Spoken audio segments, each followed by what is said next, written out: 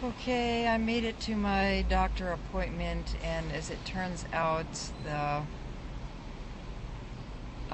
port is probably not infected, but the tegaderm tore up my skin. I forgot that I'm allergic to that stuff often. So you can see I have a lot of paper tape now, and she took a lot of the tegaderm off and replaced it with the gauze and the paper tape.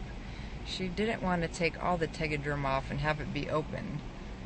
So it's still a little bit of tegaderm, but most of it was really red and irritated, and it actually ripped my skin open and made it bleed. I forgot that I'm hypersensitive to tapes, and I should know better. I have a scar on my leg from when I was 29 from tape from a Foley. It still made a scar. Anyway, she gave me cephalexin 500 milligrams. I have to take it 4 times a day for a full week, just to make sure the port doesn't get infected. She said it might still get infected. Hopefully it will not, and that's the point of this cephalexin. Right now I'm in the parking lot at Polymomi, and I'm just going to take a little snooze cat nap before the cancer support group, because I'm so tired.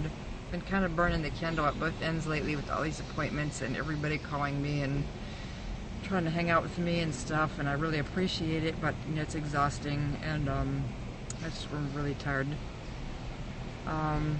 And my phone's almost dead as well, so I better shut it off. I'm going to take a power nap and then go to the support meeting. Okay, I will see you guys later, but I should be okay with my port.